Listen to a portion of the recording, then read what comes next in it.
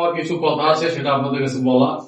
আর এর বাইরে যদি আপনারা আপনাদের মতামত দিতে চান, কোনো পরামর্শ দিতে চান, সেটা শুনে আমি জেলা বিএনপির সভাপতি হিসেবে সেই কাজটা করতে চাই। একই সাথে জাতীয় নির্বাচনে আমি 2 আসন থেকে বাংলাদেশ জাতীয়তাবাদী বিএনপির পক্ষ থেকে প্রাথমিকভাবে মনোনীত হয়েছি এবং আশা করছি চূড়ান্ত ভাবেও দল থেকে মনোনয়ন পাবো এবং আল্লাহ সহায় হলে আগামী 29 তারিখ অথবা তার আগেই আমার নমিনেশন সেটা আমি জমা দিব। সবকিছু ঠিকঠাক হলে এবং শরীর ঠিক থাকলে, জন্ম দোয়া থাকলে আমি আসন্ন জাতীয় সংসদ নির্বাচনে একজন প্রার্থী হিসাবে প্রতিদ্বন্দ্বিতা করব।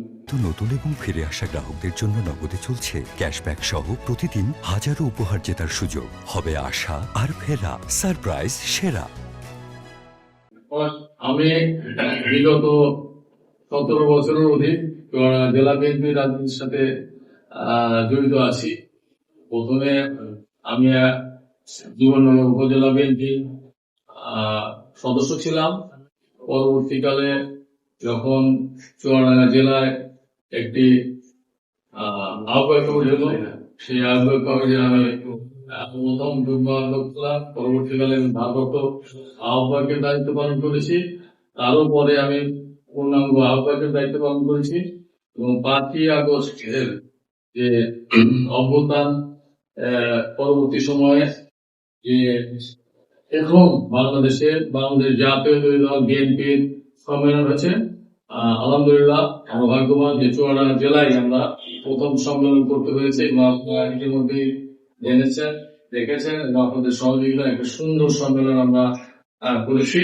আরো সুন্দর হতো সম্মেলনটা যদি চুয়াডাঙ্গা জেলা সভাপতি পদে আরো একাধিক প্রার্থী থাকতেন। কারণ আমাদের নেতা, আমাদের ভারপ্রাপ্ত চেয়ারম্যান জনাব তারেক রহমান নির্বাচনে বিশ্বাসী এবং যেসব জেলায় সম্মেলন হয়েছে, যেসব জায়গায় নির্বাচন হয়েছে, সেসব জেলাকে উনি অভিনন্দন বাড়তি জানিয়েছেন এবং ধন্যবাদ জানিয়েছেন। আপনারা দেখেছেন সম্মেলনের 2টি পর্ব ছিল, প্রাথমিক পর্ব এবং দ্বিতীয় পর্ব। প্রাথমিক পর্বে আমরা যে আনুষ্ঠানিকতা সেটা পালন করেছি এবং দ্বিতীয় পর্ব ছিল যেটা অতীব গুরুত্বপূর্ণ ছিল, সেটা হচ্ছে নেতা নির্বাচন এবং ভোটের মাধ্যমে নেতা নির্বাচন। এবং আমাদের জেলায় সম্ভবত আমি যদি ভুল না করে থাকি 2টি পর্বতেই আমাদের চেয়ারম্যান যারা তারেক রহমান ছিলেন। প্রথমে ইচ্ছা আর হচ্ছে সক্ষমতা। আমার অনেক ইচ্ছা আছে কিন্তু আমার সক্ষমতা নাই। সক্ষমতাটা তৈরি হয় হইলো দলের শীর্ষ নেতার সাথে যোগাযোগের মাধ্যমে। আলহামদুলিল্লাহ আপনাদের দোয়া, চুয়াডাঙ্গা জেলা ছোট্ট জেলার একজন ছোট্ট নেতা হিসেবে আমার শীর্ষ নেতার সাথে যোগাযোগের জন্য আমার কারো মাধ্যম হয়ে যেতে হয় না। আমি আমার চাইলে আমার আশার কথা, আমার আনন্দের কথা, আমার ক্ষোভের কথা, দুঃখের কথা আমাকে সরাসরি জানাতে পারি। এটা হলো আমার সক্ষমতা। 2 নম্বর আমার ইচ্ছা।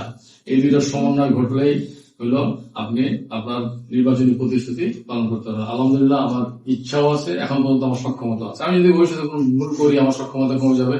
ইচ্ছা শক্তি নির্ভর করে আমার ইমানের উপর।